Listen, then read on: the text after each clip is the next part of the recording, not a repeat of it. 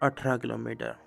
सिर्फ 18 किलोमीटर सुनने में बहुत कम लगते हैं, लेकिन जब ये 18 किलोमीटर हिमालय के बीच लगातार चढ़ाई वाले रास्तों पर टूटे हुए पुलों और लैंडस्लाइड के बीच में तय करने पड़ जाए, तब ये सफ़र ज़िंदगी के सबसे मुश्किल और यादगार सफ़रों में बदल जाते हैं। और ये है मेरी मध्य महेश्वर महादेव की यात्रा। हमारा सफ़र शुरू हुआ देहरादून से।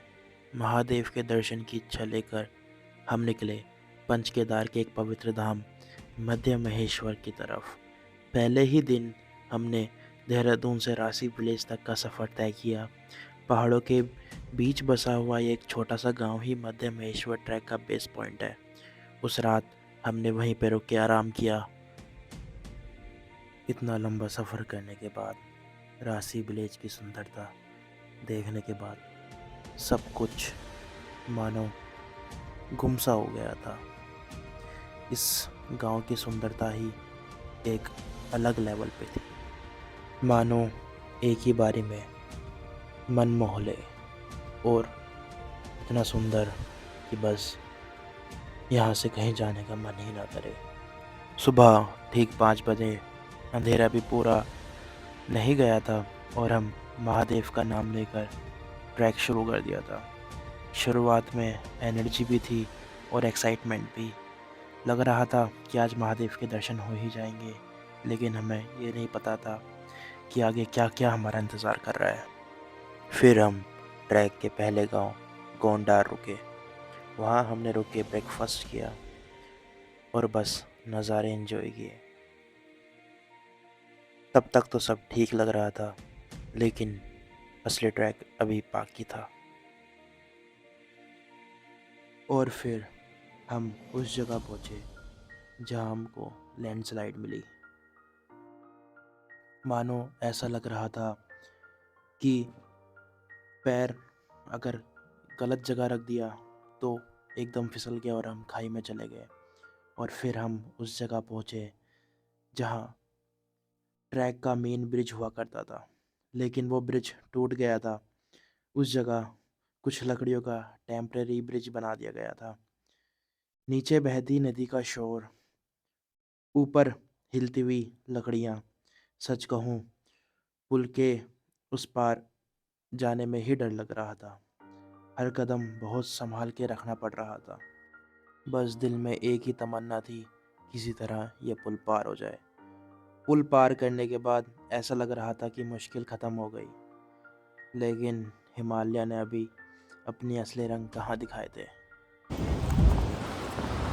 अरे नदी तो घर है अपना है जी। नदी तो घर है अपना, जैसे में चलवा लो। 12-13 साल नदी में बिताए हमने तो। जितना आगे बढ़ते रहे, नज़ारे उतने ही सुंदर होते रहे और ट्रैक भी उतना ही ज़्यादा मुश्किल होता रहा। हाँ जी। हाँ जी, क्या हाल है? बढ़िया हाल है। कहाँ तक चलो, पहुँचे बाबू जी? पहुंचने का नहीं पता।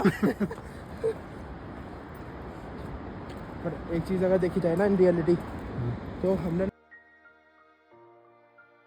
जितना आगे बढ़ते गए उतना ट्रैक ज़्यादा इंक्लाइन होता गया। हर मोड़ पर लगता था शायद अब आसान हो जाएगा, लेकिन अगला मोड़ पिछले मोड़ से ज़्यादा खड़ी चढ़ाई लेकर हमारे इंतज़ार में खड़ा रहता था। और बस इसी तरह एक एक कदम बढ़ता गया। रास्ते घने जंगलों के बीच से निकलते रहे। कहीं दूर से गिरते हुए झरने के नज़ारे, कहीं पहाड़ों के बीच में बसे बसे ये छोटे गांव, और कभी ऐसे नज़ारे जो आपको चलने से रोक दे। लेकिन जितने सुंदर नज़ारे थे, उतनी कठिनाइयाँ भी थीं। ना रास्ते में कभी कोई खाने की व्यवस्था थी, ना कोई रुकने की, ना आराम करने की। हमने लंच भी नहीं किया था, बस पानी पीते रहे, और जहाँ जूस मिला वहाँ हमारी एनर्जी बन जाती थी। समय बीतता रहा और हमारी हिम्मत धीरे धीरे जवाब देने लगी थी।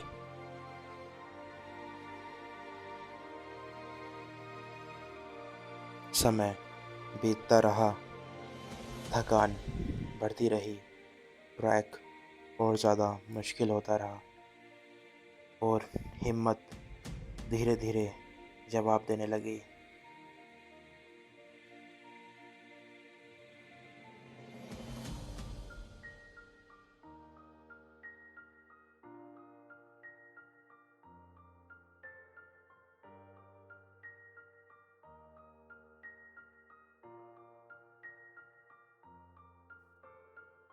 एक वक्त ऐसा आया जब लगने लगा कि शरीर और नहीं चल पाएगा, लेकिन मन नहीं मान रहा था। मन बस ये कह रहा था कि चल, आगे बढ़ता रहे, इतनी दूर आ गए हैं, महादेव के दर्शन करके ही लौटेंगे।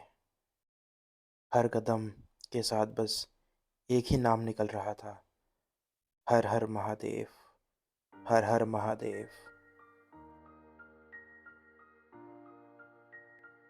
और फिर एक ऐसी चीज़ आई जिसने हमारी हिम्मत और बढ़ा दी, जिस पे लिखा था, अगर मरने से पहले स्वर्ग देखने की इच्छा हो तो मध्य महेश्वर चले आना, हर हर महादेव। उसको पढ़ने के बाद ना जाने अंदर एक शक्ति सी आ गई थी, एक मोटिवेशन सा आ गया था कि अब नहीं रुकना, अब आगे बढ़ते रहना है, पानी पीते रहना है और आगे बस बढ़ते रहना है। नज़ारे ऐसे मानो एक ही बारी में मन मोह ले, आपको वहीं पे बैठा ले। लगभग 13 घंटे संघर्ष करने के बाद, 18 किलोमीटर लगातार चढ़ाई करने के बाद, दूर पहाड़ों के बीच मध्यमेश्वर महादेव जी की एक पहली झलक नजर आई। मानो मन तृप्त हो गया हो। जब तक हम वहाँ पहुँचे तब तक अंधेरा हो चुका था। बस हमने होम स्टे लिया और इंतज़ार किया अगली सुबह का। मेरे पास इस सुंदरता के लिए कोई शब्द नहीं, बस इतना समझ लो, जो थकान थी वो सब गायब हो गई थी। बस मन को एक अलग ही सुकून मिल रहा था। और बस एक ही चीज़ बोलूँगा, मध्य महेश्वर का वो सफ़र, वो संघर्ष, वो नज़ारे और महादेव के दर्शन के वो पल, कुछ यात्रा मंजिल तक पहुंचाने के लिए नहीं होती, वो आपको बदलने के लिए होती है। हर हर महादेव।